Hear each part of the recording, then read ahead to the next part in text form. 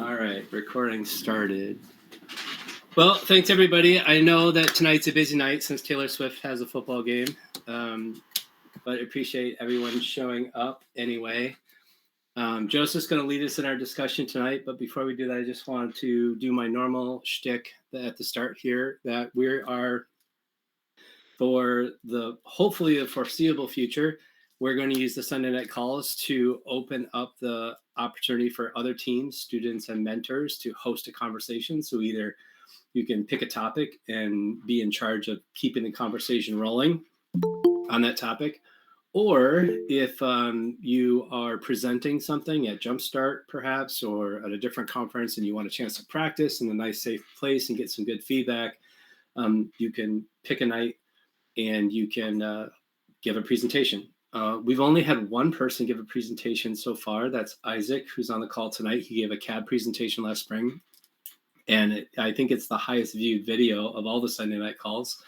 So, presentations seem like they're a popular thing to do, despite only having one of them. So if anyone's interested in giving a presentation, that would be great. I did check the sign-up form, and we've got a fair number of people signed up. So that's really exciting. So let's keep it rolling. We were going to do the mini trials kickoff, but since the game materials haven't been released yet, I talked to Ian and Joseph. Well, Ian talked to Joseph earlier today, but we decided to swap this week and next week's conversation.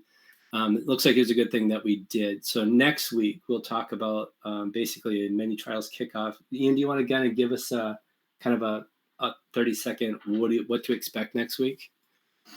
Yeah, so hopefully sometime tonight or tomorrow or within the next week, the mini trials game will be released. So every year it uses either the previous season's game piece or something that's commonly found in a robotics shop. So like last year it used cargo from 2022 and pool noodles that were taped into a loop. And in the year before that, it used power cells, but redefined in a different concept in a mock game that teams can use for training. And that seems to be, it's been really helpful for our team. And basically in this meeting, we will be discussing the game, what strategies we think will work, what we think we'll see at the mini trials competitions, things like that. It'll be hopefully similar to our post kickoff analysis roundtable that we had at the very beginning of this year. I think that was like the second roundtable that was ever held. Yep. I want to echo Ian's thoughts as well. We did mini trials, which was the test last year. It was really good. Our students loved it. And so we're planning to do it again this year too. But even if you're not competing in this pre-tournament thing, just the idea of kind of going through the manual and doing strategy, that'll be great for everybody. So hopefully, even if you're not attending mini trials or participating in mini trials, you might be interested in joining us for that talk. All right, Joseph, the floor is yours. Take it away. Yeah, thank you. So to those of you who don't know me, I'm Joseph, and I'm the operations captain for Team 2491 No Mythic. So we have No Mythic divides itself into 3 sub-teams, and one of those sub-teams is called operations. It's what other teams might call like a business or outreach sub-team. I know there's lots of different names for it. We call it operations because it includes a wide variety of like different. We do a lot of things here in operations, and I think for a while we've struggled to really define the work of ops into like a solid, cohesive, single sentence like definition. But one that I've been using a lot recently is we are responsible for creating the relationships that help to sustain our team. For me, having been on the operations sub-team for 3 years now, I've realized more and more that all of the work that we do as an operations team revolves around the relationships that we have to other individuals, organizations, there are so many different connections that help our team thrive and grow and be the best team that we can be. And so I wanted to talk about some of those relationships today. I wrote them all down in a Trello post last week, so I'll pull them up now. But some of our, a lot of the relationships that I could most easily come to mind are inter-team, so our relationships to each other on our team, so on No Mythic. Sponsor relationships, our relationship to other teams, other FRC teams, either locally or internationally. Our students and the schools that they go to. So we are, somewhat unique in that we come from 2 different schools. So we have students from Great River and Avalon, and I would love to see us build that relationship with the schools themselves and with the students that go to those schools, families of our students, alumni, and the general public. So in my title and description of tonight, I specified specifically like families and alumni, and I think those were are more like unique, not talked about as much aspects of relationships of the work that we do that I was particularly interested in, but I also want to open up the floor to any other discussions. I do want to say that I mentioned sponsors in that list, and I think obviously sponsors are really important to the operations or the vitality of any team in an FRC area. But I think that's such a big discussion, and I honestly think that warrants a separate meeting. I know we've had some meetings about sponsors before, could even stand to have more. There's so many different aspects of that, but I think I want to mostly try to steer away from conversations about sponsors and sponsorships in tonight's meeting, and keep the focus mostly on those other relationships that help our teams grow. Yeah, I want to hear people's thoughts. Jeremiah, it looks like you have a hand raised, and then if not, I can get us started with a prompt. But Jeremiah, you have some thoughts? You can finish your sentence. I'm in no hurry. You can finish your sentence. Oh, that's kind of it. That's the setup I had in mind. There's some additional questions I have, but if you have a starting thought, great. No, I don't have anything expertise to say except I have a question for you. I like that there's a lot of students here. So one of the things I know I struggle with my students is that many of them are in multiple activities at school, and that's something it's with the families and the students to choose what to spend their times on. However,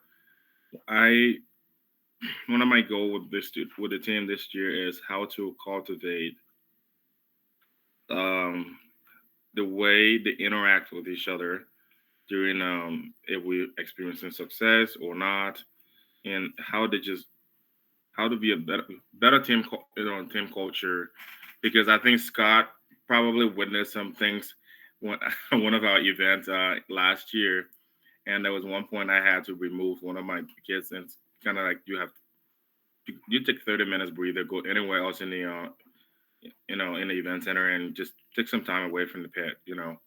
Just how do you guys experience in your team? I really want to hear from a student perspective what your coaches have done, what you guys have done to engender kind of a team culture among students to students and students to coaches. Because I'm a type A driven person when it comes to projects, but sometimes that's good, and I know sometimes that's not so good. So it's a great question, a very big question, something we've been considering a lot on Mythic.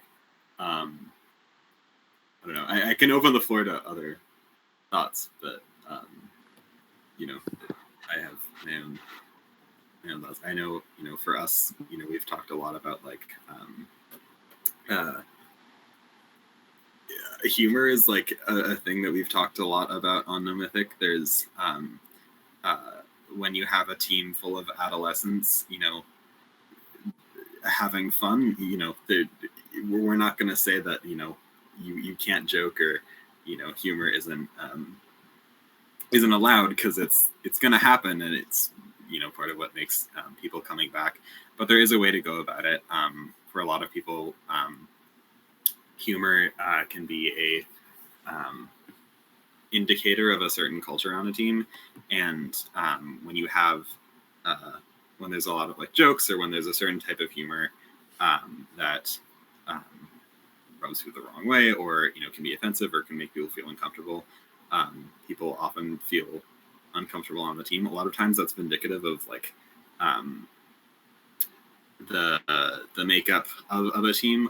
Lots of times, I noticed that more uncomfortable humor can come from like male identifying students, more so than other students. And I think, that humor is something that's really important in the discussion about team culture. I'm interested to hear what other people have to say. I will also say that I think this is a really big conversation. Something we've talked, I think, a little bit about in previous roundtables. I know they're all on YouTube, and you can go back to them. Am I calling on people? Is that?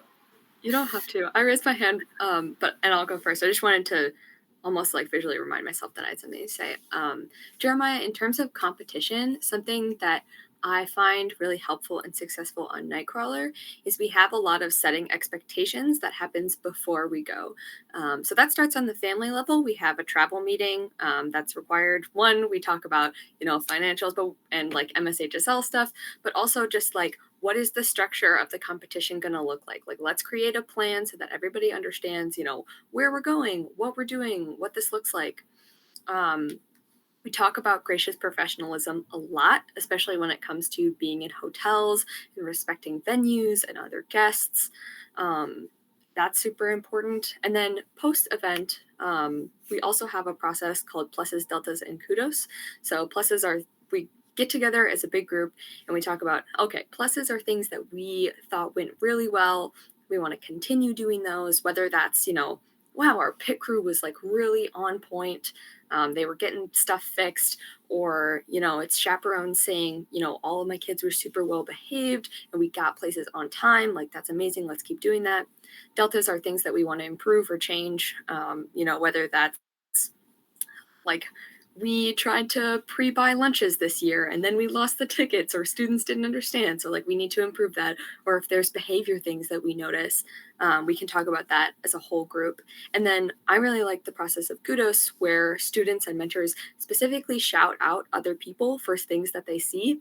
And I think that helps create a culture that's a little bit less like reprimanding. Obviously we still have that. That's super important, but almost like shouting out the good things that we see and having that positive reinforcement. And I think that's a really important part of that process as well. Yeah. And I'm not being rude to you guys answering my question. I'm actually taking notes. So it seems like I'm like, oh, he's on his cell phone. Not being rude. Yeah. And I know that's something similar to what we do. We actually do that every night of competition. We gather in a big circle and are like, okay, this is what's happening tomorrow. And then we also go through those, like, what went well, what could go better, and then like affirmations, sort of thank yous. And so I think those work really well. Another thing our team really likes to do is emphasize like breaks and like stepping back. And not just at competitions. Like, I know at competitions, like our pit crew, we will require our pit crew to take breaks, both just for water and like food, but also just like to get away from like the hecticness of it all. And so like saying that like every 2 hours or so you have to take a like 10-15 minute break. And so that really helps sort of like diffuse tensions. But then also like throughout the entire season, we're like, hey, like to be on the team, you need to be in good academic standing, and especially to go to competitions. And so like if you are really like behind on homework or struggling in classes, like we support students to, take a break from practices for a week or so and, really focus on other parts of their life than robotics. And I feel like that's really helpful. Or even in practices, like being like, hey, I need to remove myself from this situation. I need to go out into the hallway and like take a 5-minute break. I feel like that's really helpful for team culture and can really diffuse tension and really help with sort of like, with like the tension and the like relationships between each other. And I'd kind of piggyback off of what both Dominic and Lexi have been saying about at competition, especially emphasizing breaks. For most of our team, we have, and it differs from role to role, but for the majority of our team, who go through rotating of scouting, and then also we have a pit crew rotation, although that's been in works of being reworked due to some things that we've noticed this season. But we generally try to make people, or try and get it so that people, at least this year, were not actively, having a role to do for a third of the competition, which generally meant a 1-hour break every 2 hours where people were allowed to, this year we are on a scouting alliance with No Mythic. So I hope that people made friends on No Mythic. I haven't actually pulled to see how well that worked out. I probably should do that. But hang out with other people. I know a popular thing is just walking through the pits and looking at all of the robots and how they function. That's one of my favorite things to do at competitions. Things like that, where it's like enjoying being in the atmosphere of a competition without necessarily, I have to, record what Blue Robot 3 is doing and how many cones they're getting every single match for 6 hours.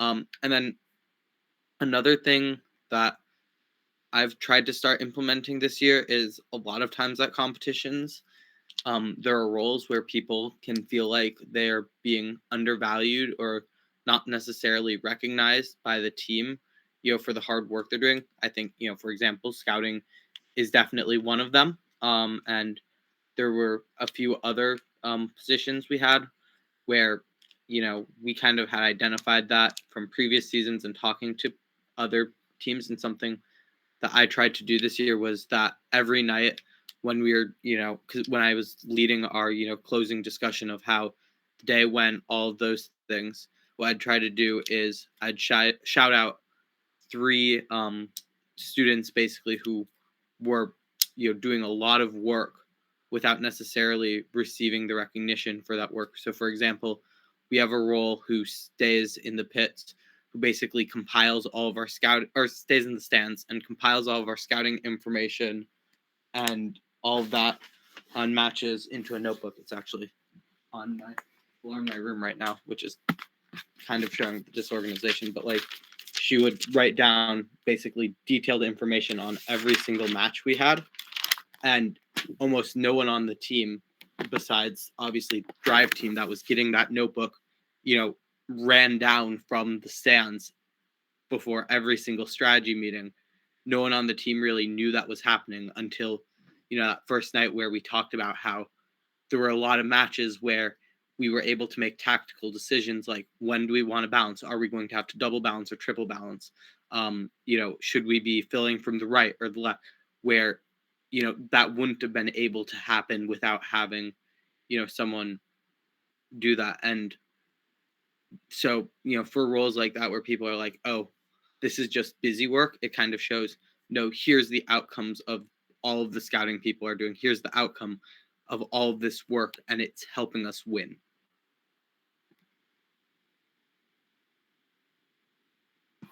I wanted to touch on gracious professionalism. Oh, okay. Sorry, I am unmuted. I wanted to touch on gracious professionalism. Lexi, you brought that up, and I think gracious professionalism is like a great thing to follow. It's a great sort of standard that FRC has set. It's a great guiding principle for FRC teams. But I think it's important to remember that I think it's really important for people to specify and for teams to specify what types of behavior students should be following. I think, gracious professionalism was created to sort of decrease uncomfortable competitiveness between teams. And there are some things that aren't really addressed in like the principles of GP or gracious professionalism. And I think it's really important for teams to have conversations with their students and even mentors about, what types of behavior are acceptable and unacceptable. And sometimes that requires some uncomfortable conversations. Comfortable culture requires uncomfortable conversations. And I think, for me, something that comes to mind a lot of times when we talk about, like, especially at competitions and just generally environments where students from other teams interact, is sexual harassment. It can be an issue in the FRC community, and I think, I know I've had some weird interactions, and other students have had weird interactions, and I think it's really important to talk about that with your FRC team. I won't get too, into details here, but I think, that is important to have those conversations with your team and with your students and with your mentors about, like, what, is appropriate and inappropriate behavior, and appropriate and inappropriate interactions between students. I think, again, just specifying with your team and using GP as a guiding principle, but again, getting into those specifics is really important. Eric, you had your hand raised, and then. Yeah, I was going back to a previous topic here, and during matches, we expect all students that aren't on the drive team or in the pit crew to do their time in as scouting. And by doing that, then everybody feels involved, and we have less people sort of roaming around. Or basically, the more people are involved, I think it acts as the students act better. You are a part of everything. The other thing we do is every meeting, team meeting, which usually is weekly, we have what's called an awesome sauce box, which is literally like a shoebox, and students and mentors during the week all put in slips of paper saying what the kids did, who did something good that week. And then during the team meeting, the box gets open and start calling out who did things. And usually we have a bag of candy or something that whoever's noted there gets a piece of candy or something. So those are just a couple of things that seem been successful with our team. Thank you. I'm not seeing any more hands raised. Jeremiah, do you think that was sort of a satisfactory response from people? Do you think you've gathered notes? So I thank you guys for your responses. And some of those is just, I have sometimes, I'm from a small town, and so sometimes some of the humor and, I personally don't find them sensitive. And then, but I also I don't want it to seem like I'm shutting down everything that's, defining humor is, because I also know that as an adult, when we go to competitions and they were to, have any of those humor slips, it would be, it wouldn't go very well. And you shouldn't want to do it, because a competition is also building the person up as a human being too, so that they don't, carry on bad practices that one day as an adult it will fail them. So I kind of like to be in that role as a, hey, you think that's funny in your teenage brain. I used to be a teenager. I would have probably laughed with you then, but now I don't want to laugh with you, because I know kind of, it's not acceptable. So sometimes it's just the humor thing, and I'm glad you addressed that because sometimes the humor can go a little too far, and it can be borderline sexual harassment or things, along the line. If you're not used to seeing something, because you see it doesn't mean you should, snicker at it or make a. Usually, they don't realize that non-verbal languages are louder than the things they're saying. Because I'm like, people can read your body cue from across the aisle when you think they're not hearing you. Just kind of be mindful of some of those things. So thanks for all your suggestions because I learned quite a lot. Sorry. Sure. Okay, I see some hands up, and I appreciate everyone's input. And this has been like an amazing conversation. It is the 7:30 mark, so I'm wondering if we could redirect. I'd like to point people towards some of our previous roundtable discussions, or sorry, some of KnightKrawler's previous roundtable discussions.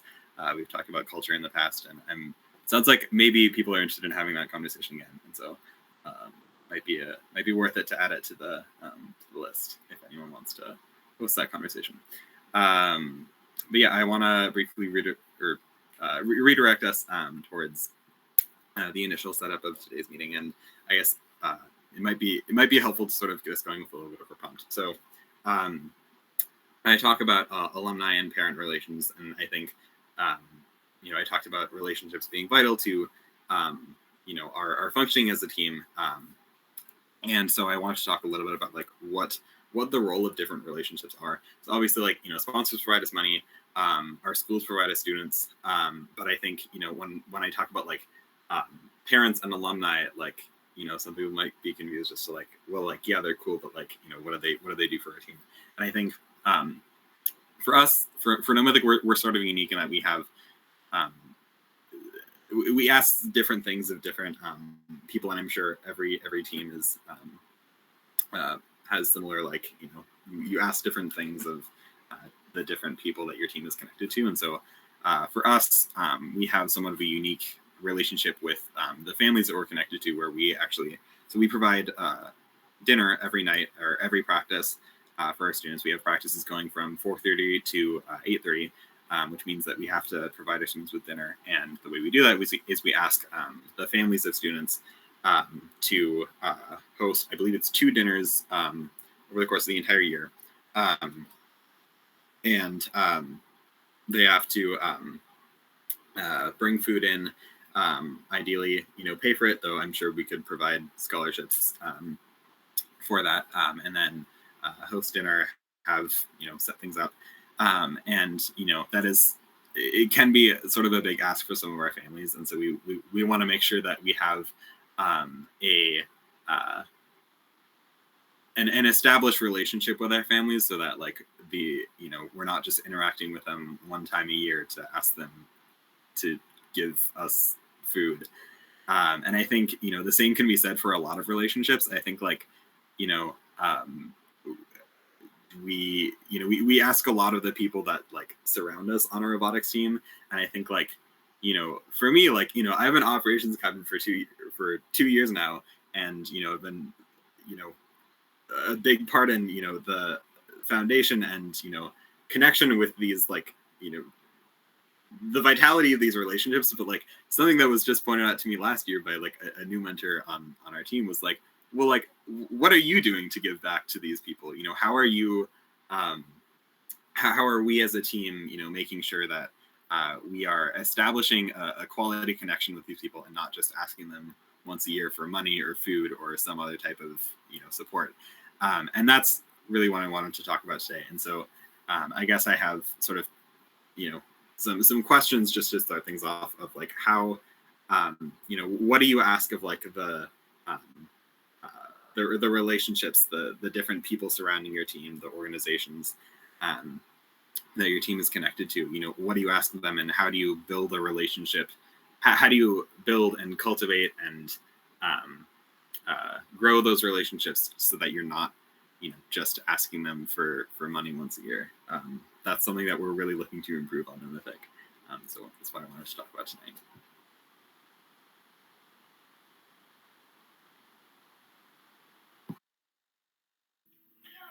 So We have a very good community that really are, with all the businesses, they have done fantastic in our last 2 years of sponsoring.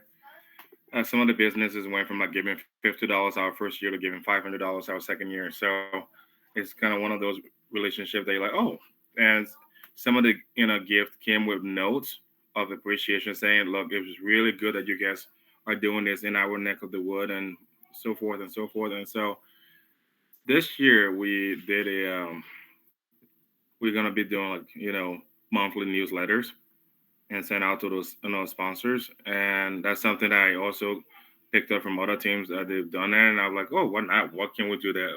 Yeah, it takes something for one of the kids on the teams to put that together, and I can edit it and make sure, and then it goes out.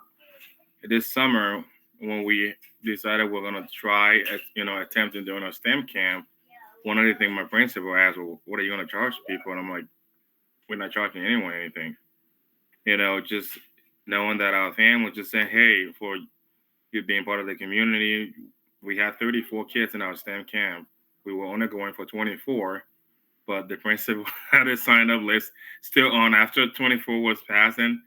It's like we weren't going to say no to any kid, because then that becomes a bad feeling for, oh, my kid was going to do it, but and we made it worked out. Some part of it was disaster, but no one even thought it was disaster. I thought it was at some point, but it worked out. And what I've received in the community is that some of the grandparents, like this one guy I ran into, oh, thank you so much.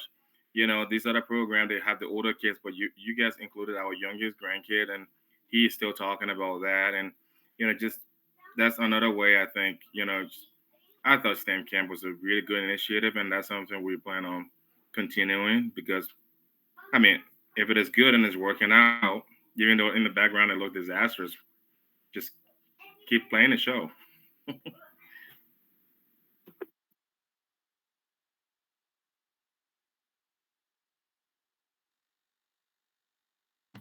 I can talk a little bit about the different relationships that we have on KnightKrawler, and I'll start with parents because I have some questions about alumni as well. But over the past years, the things that we've asked of parents has changed. When I think about the most major ones, it's usually been we have a certain section of our parents who volunteer to build our week 0 field for us, which is a huge amount of effort, just because that's a massive project. And then, they're in there every Saturday working on that, building it, painting it. We also have a section of parents who in the past have brought food in January to provide lunches, kind of like Joseph was talking about with dinners, every Saturday for the 6 weeks of build season, because we, feed our mentors and students when they're there working for, 6 to 8 hours. And then the other big thing I think about is chaperoning. Parents, come with us to competition and chaperone kids, and they embark upon the journey of chaos with us, and it's great. And it's also something that is super important. And then finally, we have a lot of sponsor relationships that start with parents, whether that's through employee match, or just, they talk to companies and their employers recognize our impact.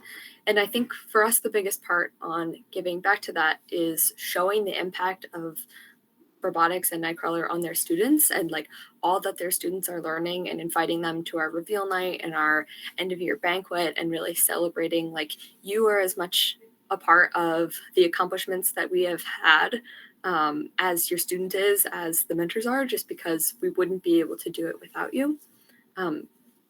So that's how KnightKrawler has relationships with our parents. As for alumni, I think one of the biggest things, at least I see with alumni, is one, donations. There have been, just to keep it brief, multiple times in the past couple years that our budgets have been saved by donations from alumni. Like travel has been made possible because of that. So that's huge. And then additionally, a lot of our mentors are I don't actually remember the exact proportion, but a bunch of our mentors were on KnightKrawler and have now, graduated, gone and done adult things and come back to be on the team. And so in terms of team sustainability, that's also huge. I want to better connect with our alumni. I think we've talked about like forming a LinkedIn so that people can stay connected and like doing a newsletter. I think, ideally it would be really cool to do something for week 0, but I'm really excited to see what other ideas people have around alumni. Because it's kind of, how do you, once people are scattered to the winds, stay connected, keep them engaged? Yeah, 3926 actually has, so we've not done too much with our alumni in the past. 3 of our mentors are alumni of the team. One of our mentors is an alum of the school who graduated before the team started. But generally in the past, we haven't really reached out to our alumni. So this year we decided to, start taking a look at doing that. And so one thing we're thinking about doing is looping in our alumni with our annual letter writing campaign. So typically, I've talked about our letter writing campaign on this roundtable in the past, where we write handwritten notes to our family and extended family members, talking about why robotics is meaningful for us, all of that, and then asking for donations. And we're at the point where, because we've been going for about 11 years now, 2012, yeah, that's how math works. We're at the point where we have, a sizable alumni base that has, a good 100 or so people in it. And so we figured, if every member of our team writes 2 or 3 extra handwritten notes, that might, it might start by, reminding the students of back when they were on the team, because this letter writing campaign's been a tradition from, the first year the team has existed, or for a long time at least, before I was around. And so, and then, hopefully they'll see, that's still something that is giving value and meaning towards students of the team. And we're hoping that will be successful. We're also thinking about getting a mailing list, because we already run a newsletter, and we figured, why aren't we sharing this with our alumni? Why aren't we sharing this with, more people? And hopefully with those things and, inviting them to kick off, we can form a better network, regardless of whether they're sticking around in Minnesota or not. Because unfortunately for Minnesota, seems like a lot of engineering people end up leaving the state. Although a lot also stick around, which is nice. Yeah, I realized that I set up like the conversation about families, but didn't really talk about alumni. And yeah, I mean, Lexi, we're similar in that, our alumni love to donate. When we did our first GoFundMe campaign, when we applied for Worlds 2 years ago, I think like there was like a slew of like, I think almost all of our like old team captains had donated to our GoFundMe, and we ended up raising like around 16,000, not just from them. They did not all just raise that 16,000 by themselves, but that was a very successful fundraiser, and it was made possible in part by our alumni. And so that's obviously we want to maintain these relationships, because our alumni love to donate, and we love any people that would love to donate to Pneumatic. But I think I can speak for myself in that I also have an interest in establishing alumni, because there is a genuine want for that. I mean, I should say that I approach this conversation from the perspective of a soon-to-be alumni of FRC Robotics. I'm sure Ian, Lexi, you can relate. I'm sure there are other seniors in the club that can relate as well. But like I'm not going to be on the team next year, and that's sad. But like I'm looking for any way that I can to still interact from a safe distance with the team, and be able to give back, or just keep stay in the loop about what's going on the team. I think like so many FRC teams, like students will join them, and then hopefully they're these teams are somewhat transformative in the lives of their students, and their students leaves, and like they don't come back or interact in any way, but there is that want, and I think I think that's part of the reason why I'm so interested in establishing more of a relationship with our alums, because there is such a want for that. Eric Schaefer, I think you had your hand up first. Yeah, we've been fortunate, and we have a lot of our mentors are alumni. But say at least half of them are actually, their parents have stuck with the team, even as they took off to college, whatever, and they've sort of brought their kids back to mentor later. So that's actually quite a few of our alumni mentors have their parents are still mentors on the team. So I don't know if you can keep your parents on the team after their kids leave. That's a good drag back to get their kids back.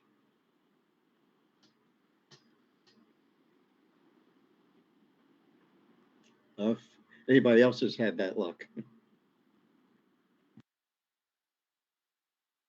Yeah, we've had some of that luck. I think we've had that once or twice.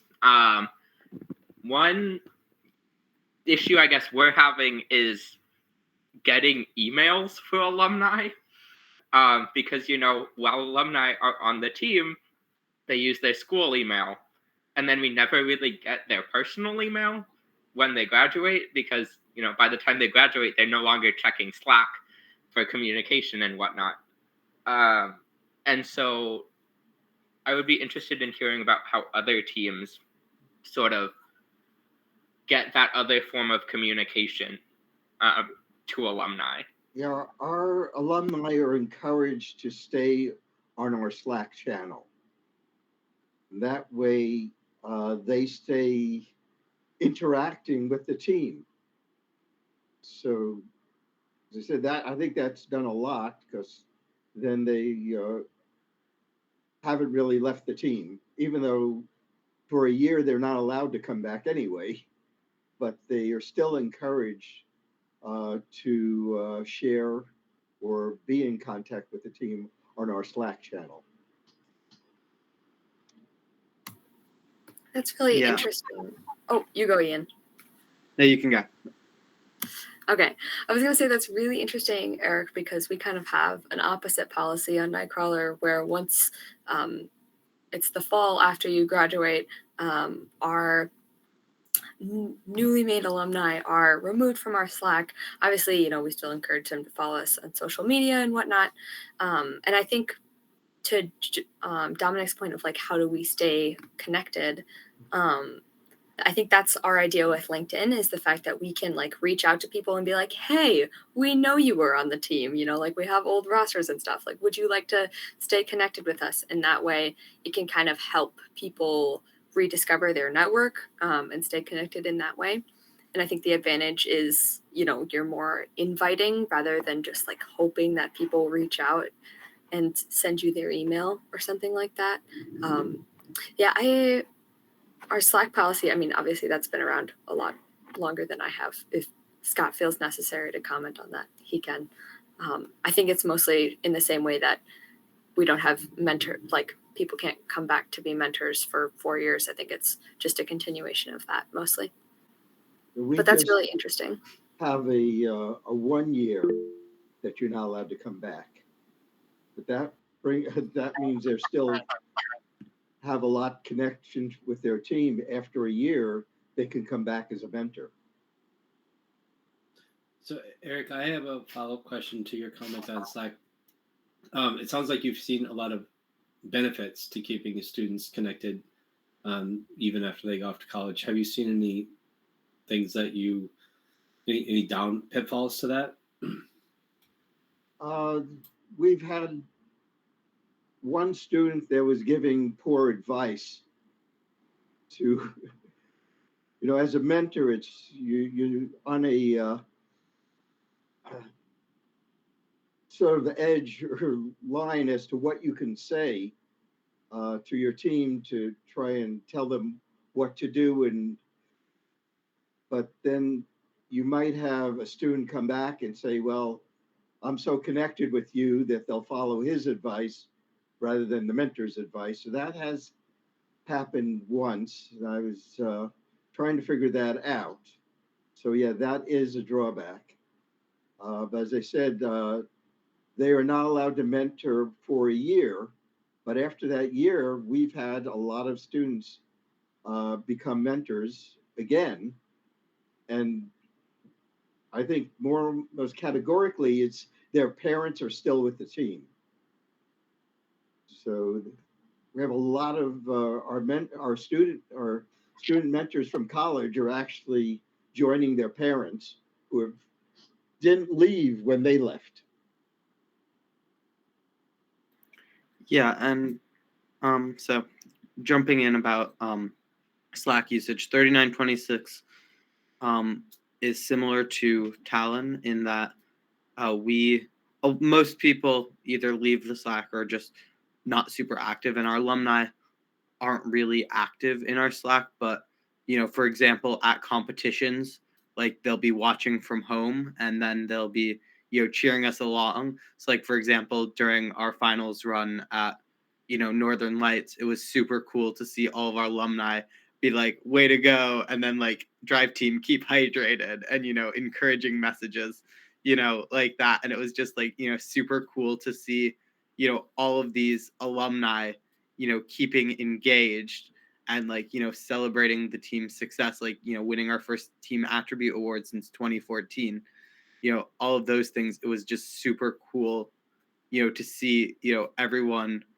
from the past who I think our team has a really strong culture of like, we, talk about our old leadership, a lot, and kind of we talk about team history a lot.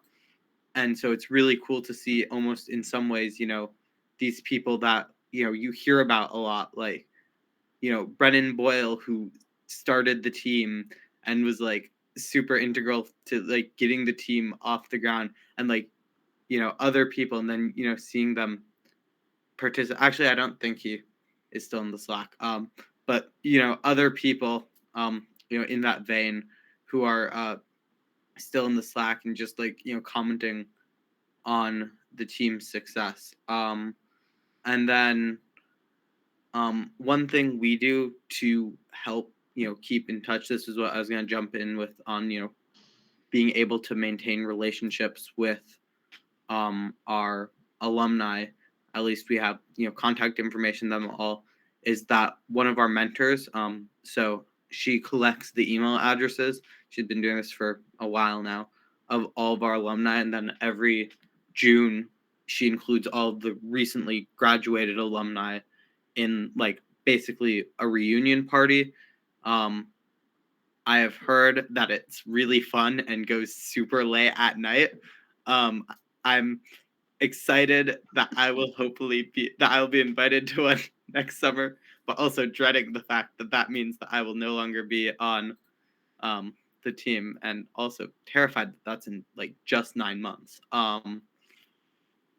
But we have steps to get there first.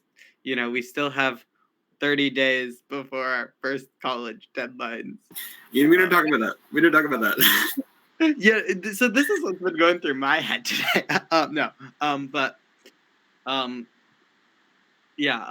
I think having that once a year reunion where people in town get together, where it's just the alumni to reminisce, I think that has a good thing for alumni. I honestly I can't speak to it very much, obviously, as a non-alumni member of the team. But yeah. Well, we invite our alumni to our team banquet at the end of the year, and also we invite them to come to tournaments. They can't be, mentoring at the tournament, but that doesn't mean they can't be cheering us on. And we do have quite a few. It's nice to see them, especially at 10K because it's local. And we'll have they say we create or we have the rules that they can't mentor, but that doesn't mean they can't stay engaged with the team.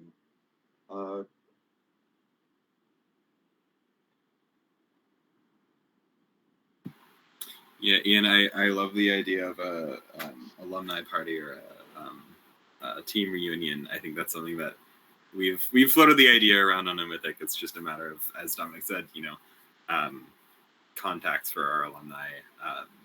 We're struggling to be able to figure out how to contact all of our alumni. Eric, we have a similar policy on Mythic where a lot of our students will stay on our Slack, but I think there are two big difficulties with that, and one is that for a lot of students they connect to Slack through their school email, which, as Dominic said, become deactivated. I think like for GRS, it's never entirely like a set date that they deactivate them, but it eventually happens, and then those students no longer have access to Slack. And I think second of all, and more commonly, students just aren't checking Slack, especially like year after they leave the team. I think a lot of our students they love and appreciate the time that they spend on the team, but by the time that the end of their senior year rolls around, they're ready to move on to another stage in their life, and they are not checking Slack as often. And then I think for some of them it just becomes sort of a habit of they don't check Slack as often after that. And so I do think that is important to keep in mind. It's like I think Slack for us is a great communication tool. I think for alumni it would be, I think, beneficial to us to look at other communication channels. As Dominic said, I think we're trying to be able to connect to our alumni through email. It's just that can become a little difficult. Lexi, I love the idea of encouraging students to follow social media and connecting through alumni that way. I'm really interested to hear more about alumni communication. We also have a Discord channel that they are part of, and that's much more informal than the Slack for the team.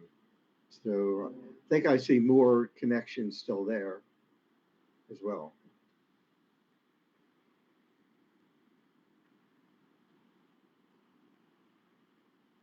I mean, there is a blackout period right now that we don't hear anything from alumni. They're the ones just leaving for sure, or more concentrating on their first year of college. But eventually we do get connections back, especially once the tournament season starts.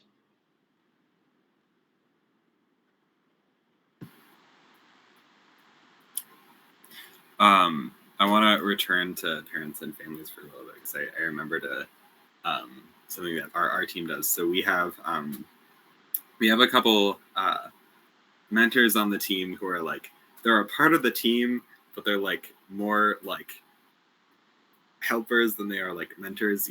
They're choosing to step back a little bit for their own support, but they're still helping out the team. And they're both parents of a student on our team, and one of those parent mentors is I forget what the title of her role is, but she is the I think like parent coordinator or something related to that. Dominic Erasmus, one of you can check me on that. But she sort of keeps in contact with all of our parents. I think they set up a Slack channel specifically for parents on the team. So they have like they set up a Slack so that parents can communicate. More involved parents can volunteer for certain things. When there's like a need for like, we are trying to get all 31, I think, of our students to a cabin that's like an hour and a half away, we might need some carpooling. Would anyone be up for that? We have more involved parents that are able to step up that way, but I think it's also a great thing to be able to maintain the relationships between those parents and involve them in the team in other ways. So I think I've heard, obviously I haven't attended this as someone who is not a parent of a student on the team, but apparently there was some sort of parent meetup or maybe even a book club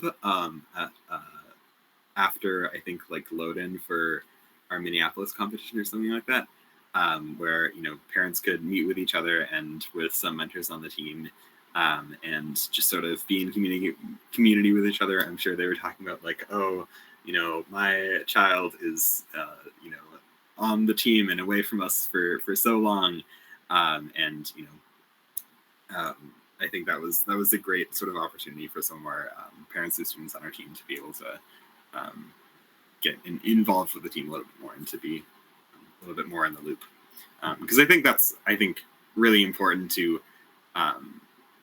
us, is to make sure that all of the people that are supporting us feel in the loop with what's going on the team and can feel like they're a part of the community in some way. And I think that's part of how we do that, parents. Jeremiah, you have your hand raised?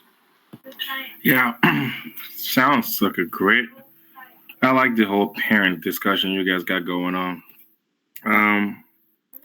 How do you get your parents involved? Because right now, I got one set of parents who are fantastic, like those parents you guys are talking about.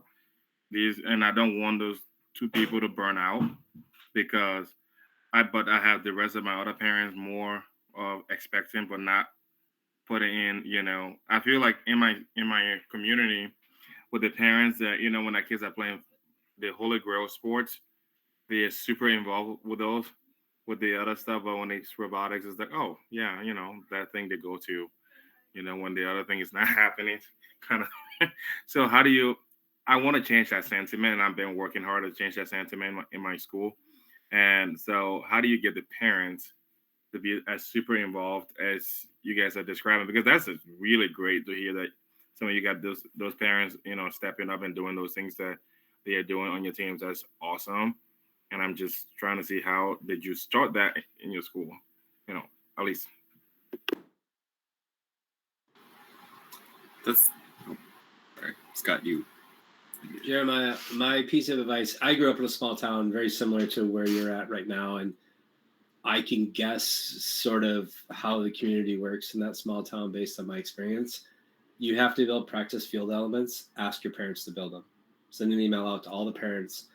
See if you can get somebody who will kind of donate their workshop or their garage, and try, because as a parent, so I've been a parent of a student who went through on the team. And my first year, I spent half my team helping programmers and half my time building field elements for a week zero field. And so that first year, I felt more comfortable coming in and cutting 2x4s and plywood, because that's something I knew how to do. I didn't have to engage with the students directly, and I didn't have that comfort level yet of what's the appropriate way to do that. But it was something very easy for me to do. And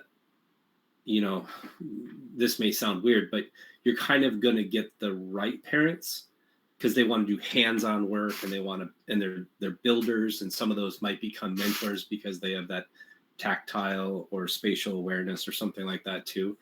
But I feel like you need to find things that are super easily accessible for the right demographic, and cutting things out of plywood and 2x4s for a lot of parents. And having grown up in a small town, everybody's sort of their own handyman type thing. At least that was my experience, is that people did a lot of their own work. It still is. Yeah. And so I'm guessing, in a smaller town, rural community, there's a lot of people that have a lot of good kind of builder skills. And so that might be a really good, easy way for your community to get hands-on involved. You've heard about the meals that get prepared. If you do all-day meetings, See if you can get parents. We couldn't do that. It would never probably go past. Okay. So yeah, that's sort of thing. And the question to follow up with that is, when you have all those parents that are having those super involvement with the students, do you have them do the first inspires safety videos? Those do you? Because, Well, we don't have the parents go through the YPP stuff if they're not interacting with students. So if you're just bringing in meals or you're building field elements, that's not a student interaction situation. So we don't have to run them through the YPP. I mean, for sure, it's a great thing to publish, right, and distribute to your parents. But in terms of requiring them to go through that, if they're not interacting with the students, then we don't need to do that. Okay.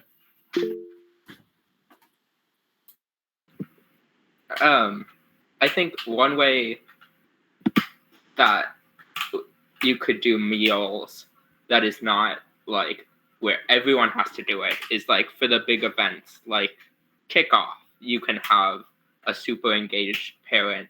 You can send out an email being like, hey, we have kickoff this year. It's super big. Would one person be willing to step up and, provide a lunch or whatever for our meeting? Or like, and I know that's where we at least have our sponsors do that. But I feel like that could be a really easy way for some parents to get involved.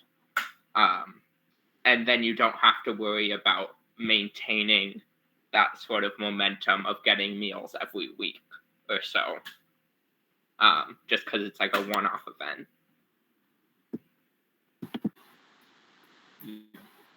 Yeah, I'll echo, Dominic, I'll echo your point about sponsors. We have a couple sponsors that will donate a meal during competitions, and those are, those are really great for our team and for the parents of students on our team. Means that they don't have to provide another meal. And I think something worth looking into if you're a team that's doing sponsorships is getting in contact with an organization or a restaurant, I believe, that provides meals. I will say that I think obviously it's important to keep in mind that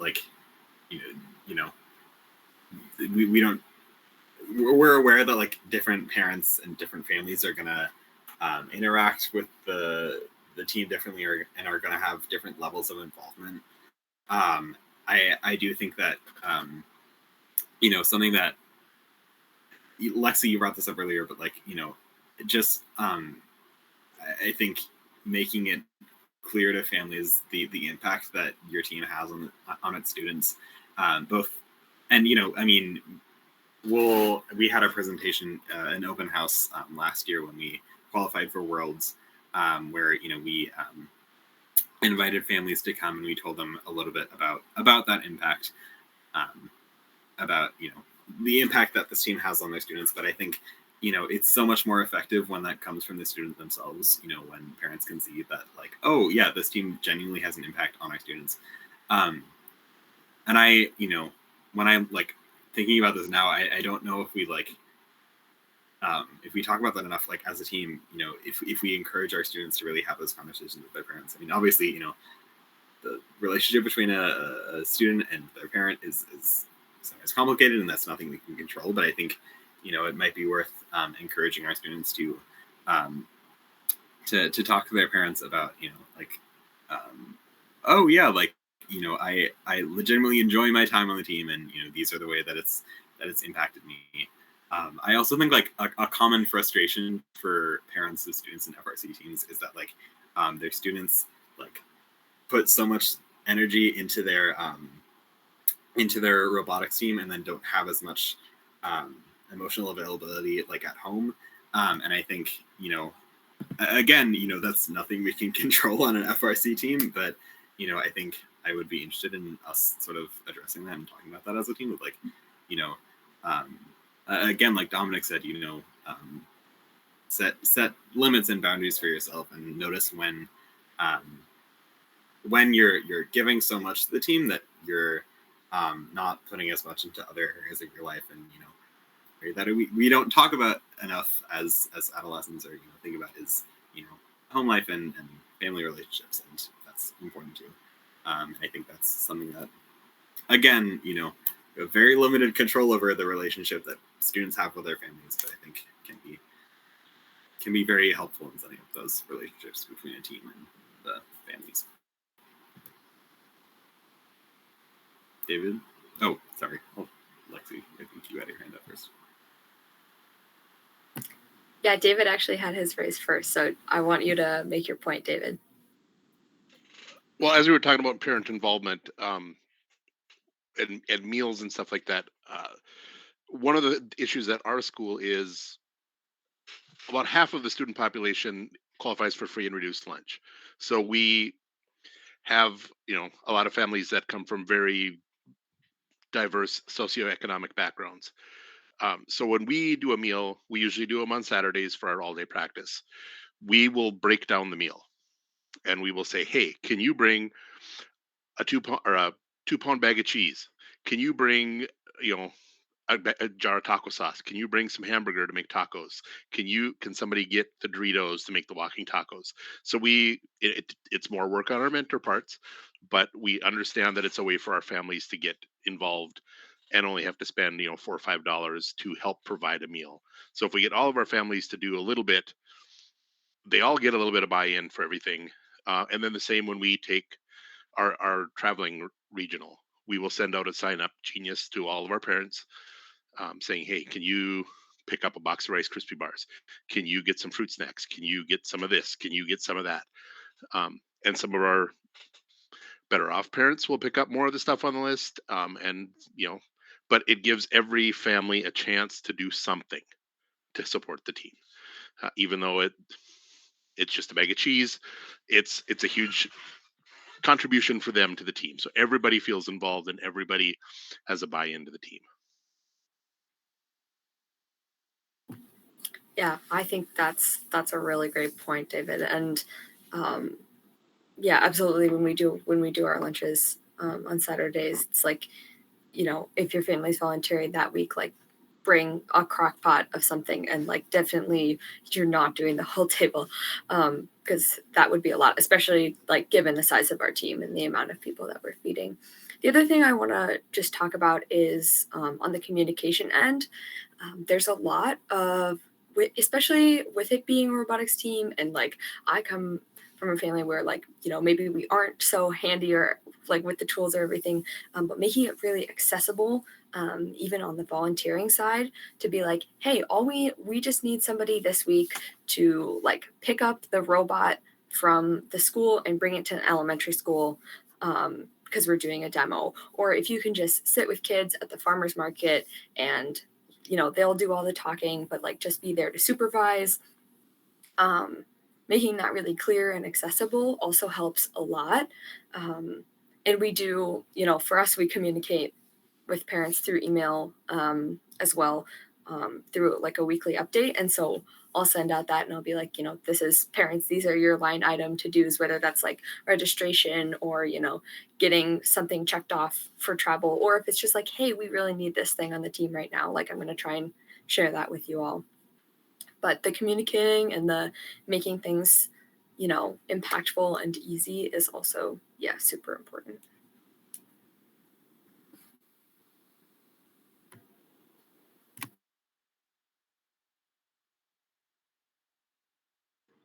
Okay, this is Eric. We start out the season with a meeting that's a parents' night. And we bring all the parents in with their students to describe exactly what's going on, what to expect from the season, so that they really trying to get them involved early. We have a distinct difference between mentors and parents, and we encourage as many parents to become vetted. Our main goal, we have a lot of mentors, but during build season, we have a lot of hours, and we need just what I say, warm bodies of parents, of mentors to be in the room. They do not have to do anything. They just have to physically be there so that the students can be there. Without mentors, in our build room, students can't be there. And we also encourage to have 2 there so that we can split up and do some practices in another part of the building. So we usually try and have 2 mentors there whenever the students are working tools. The other thing we have is a big night we call Robots and Rotini. And this is where we trying to get all the families in. We sell, the kids sort of sell so many tickets to all their families or neighbors. This happens probably in October or early November. There we'll ask some parents, just donate some pasta, donate some sauce, but anyway, we try and get as many parents and, the families involved with the teams.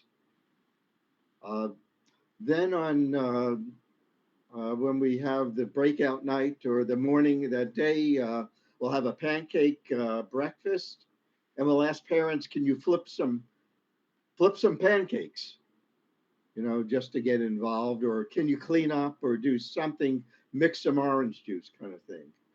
But we, I guess more we're trying to keep the parents involved through the entire season and make sure they know what's going on and encourage them highly just to get vetted so that they could be there with the students. They don't need any skills. And that's just as important to us.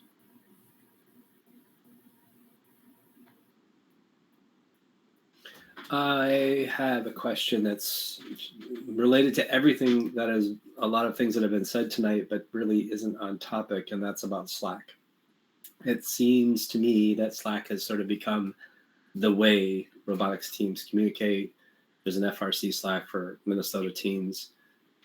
We have recently found ourselves in the situation where the school has blocked Slack because they say that it does not conform to the Minnesota State High School Student Privacy Act that was passed last year. And despite the fact that the policy applies to student educational information, and we have none of that in our Slack, they're blocking it for everyone, for all use. So it can't be used in the classroom. So therefore they blocked it for everyone.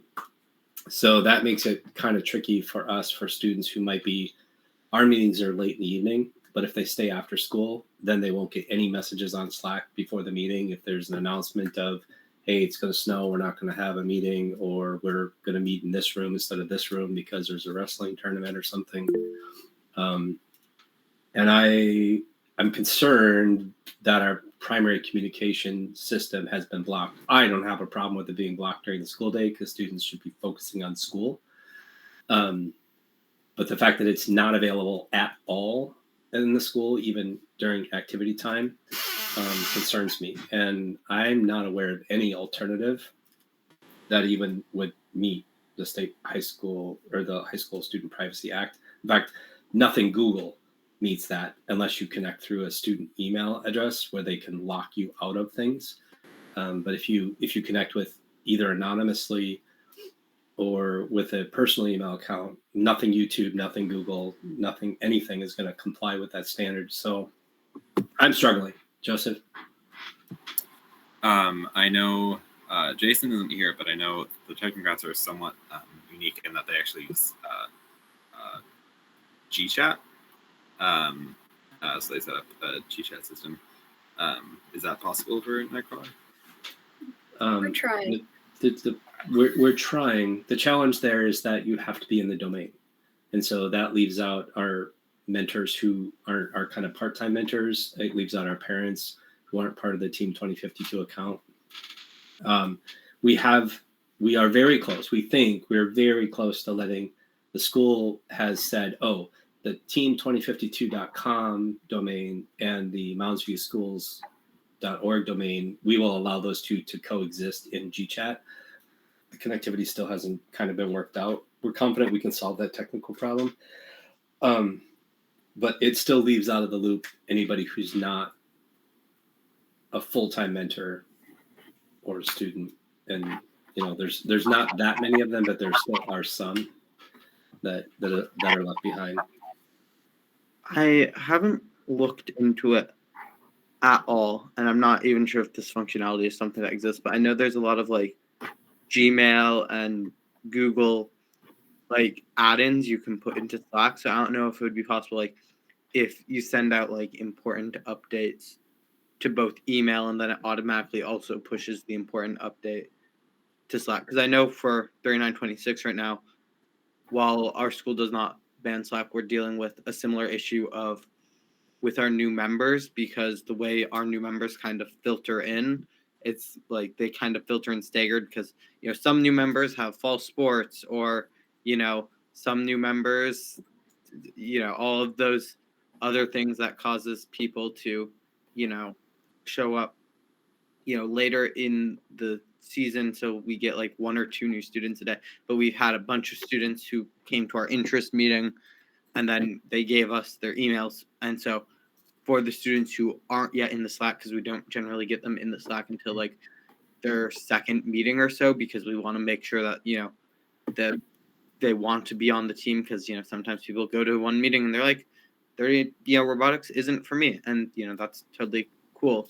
So we try to get it in on their second meeting, but until then, we're trying to, for example, this Thursday night we have a new families meeting, and we've been communicating about that through email, and things like that. And then there's always the issue of high schoolers, and checking their emails is not a mix that people are good at. I responded to an email that I was supposed to 2 weeks ago, just today.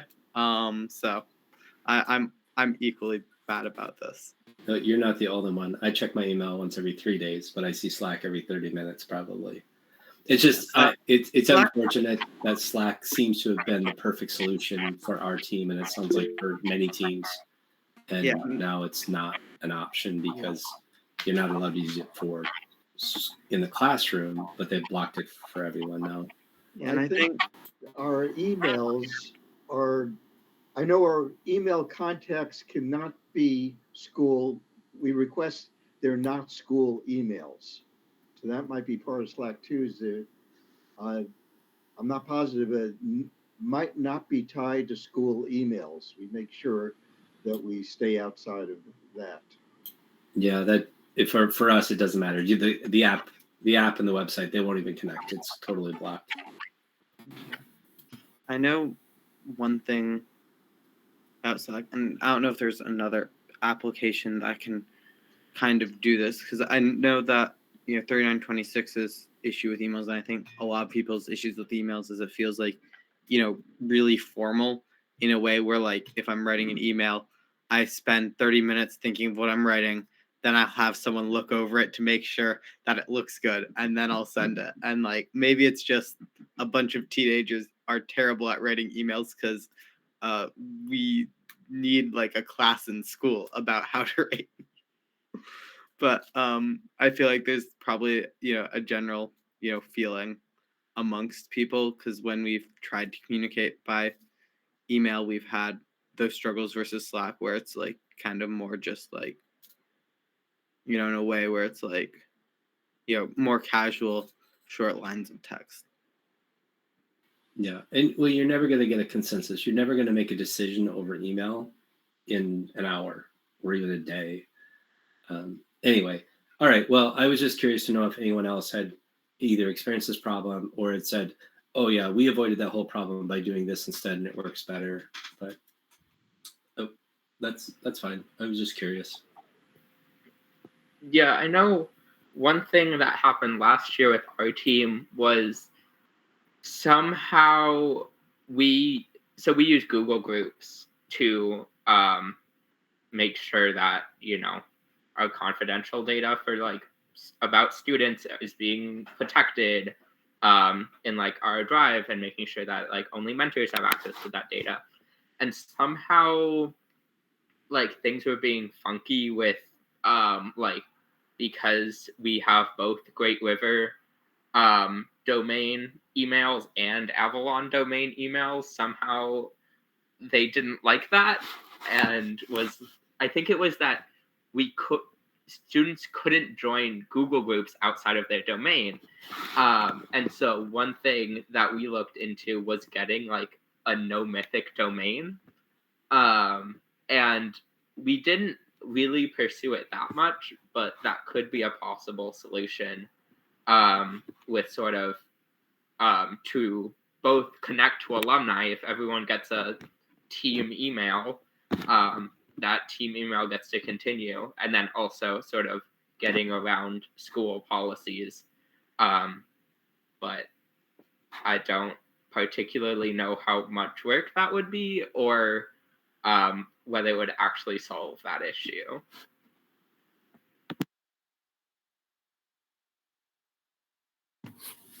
My thought is not related to Slack at all. I just wanted to make sure it happened before the end of the meeting.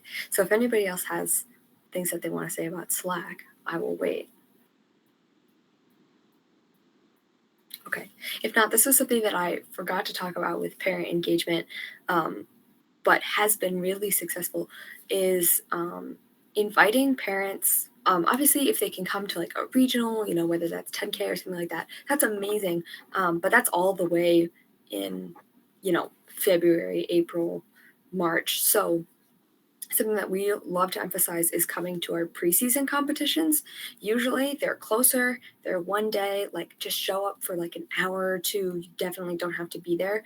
But it gets people into like, oh, this is what my kid is doing. Because a lot of, especially like when we have freshmen come in, like robotics, like what does that even mean? Even if we've had info night or maybe they didn't make info night. So that's a really great way to say like, this is what your kid is going to be doing all year, and like, isn't it so fun and exciting?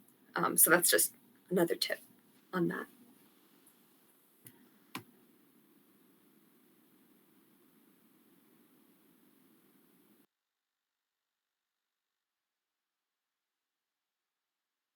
Joseph, do you have anything you want to do to wrap up our conversation tonight? I think so. This has been really helpful, really informative. Thank you all so much for engaging in this. Again, this is something we've been trying to build on. And so I'm sure we will use this information to good use. I want to give 2 kudos. One is we've had more students talk on the Sunday Night Call than ever before. I'm very excited. Congratulations to all of you for participating in that. And likewise, I've spoken the least I've ever spoken, and everybody else wins when that happens. So thank you for keeping the conversation rolling. I'm very excited to not have to carry the conversation most nights. So this has been great. I really enjoyed this conversation.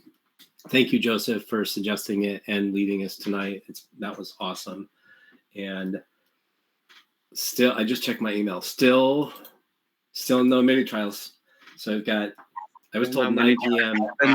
I've been reloading Chief Delphi. So the latest it's going to be is 9 p.m. I've been reloading Chief Delphi every 5 minutes, in the background of the. Although to be honest, I'm reloading Chief Delphi in the background of. Maybe it might end up being 9 p.m. California time. We'll see. Hawaii, maybe 9 p.m. Hawaii time. I think my most embarrassing first robotics moment was when I sent a Chief Delphi link and I pinged our team's coach, Mr. Shapiro, while I was in the middle of his physics class. Okay, excellent. That's funny. All right, so next week we're going to talk about mini trials, as Ian said. Also, if you scroll back in the chat, there's the Sign Up Genius if you are interested in hosting a topic or giving a presentation. When I looked yesterday, there's only one more available Sunday between now and Jumpstart. So if anyone's giving a Jumpstart presentation and they want to practice, you got one open spot before Jumpstart. But obviously you can do it later too.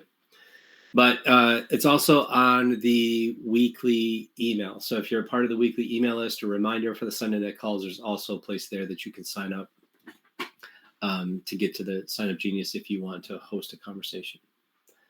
All right. Any final thoughts before we go watch Taylor Swift's football game?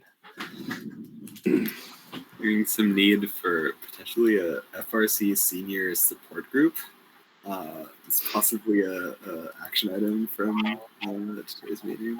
You know, I feel like having an alumni party might have been the best suggestion for getting people to sign up for, give their personal email or phone number or something to say, yeah, let me know when there's that party.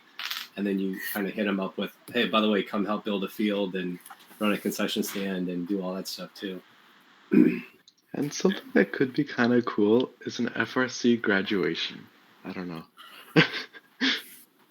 Well, there's already first signing day, but I would totally be down to organizing something like for Minnesota FRC graduation with like all of the seniors across first Minnesota, or at least, you know, the Twin Cities would probably be the easiest way to do it. One of the things that we do at our banquet every year is we bring in the last 4 years worth of robots, so our seniors can have their photo taken with their last 4 robots. You could bring your seniors and bring your last 4 robots. That'd be a lot of robots. I would cry so much, and I'm so ready for that. It's tragic because we scrap our robots. Yeah, a lot of teams do. Which is we keep like the defining features in like our little museum area in our shop though. So like we still have the insane 720-degree turret from 2022. See, there you go. We had we do tear some of our robots that don't make very good demo robots. We end up cannibalizing a lot of parts off it, but we try to keep the shell, like you said, the defining features, and then you can kind of duct tape some stuff back on it for photos at the banquet if you need to. But yeah, until very recently, we had like sort of the opposite problem where we still had like our 2017 robot in the school storage. And I went in there one time and I was like, Michael, what is this doing in here? And he's like, it's so pretty and sentimental. And I'm like, I'm sure it is, but it's also half disassembled and still taking up space in our school storage. Joseph, you have to make a wall. We have a whole wall of our shop that's just things that don't get thrown away. And instead we're like, well, it's art now. And we put it on the wall. yeah, but And you have then to talk. just look at it for inspiration. You know, like We have our museum wall of, this is the part that broke in the finals of 24. But you got to talk to somebody who's been on the team a long time for them to know the story. But yeah, we have that museum wall of things that have a story behind them. But we don't do a good job of like archiving the story so new students can learn about it. yeah, that's also helpful for us. So, for example, some of the geometry for what will be placed on our swerve base for MRI, which I've talked to some people in this call about, and it's probably too long to describe now, but people see it. It's based on our 2018 wings, where we had 2 wings that would fold out, so we'd do a triple buddy climb on the scale. And so we looked at that and we're like, for methods of how we made things passively fall down, because we are doing a passive intake thing, although it might actually be actuated now because the issue is we haven't been having build people in the lab. But then we downloaded some of the hype blocks that Jesse talked about last week, and I printed some of them out, and they happened to work really well to the point where I, a non-build person, was able to mount a Neo and a gearbox through the max planetaries and everything to a piece of 1x1 in the span of about 30 minutes without knowing what I was doing. So that was pretty cool. That's cool. All right, final thoughts. 1, 2, 3, go. Thank you, Joseph. All right. Thank you. Have a great week, everyone. See you next week. All right. Bye, everybody. Bye, everybody.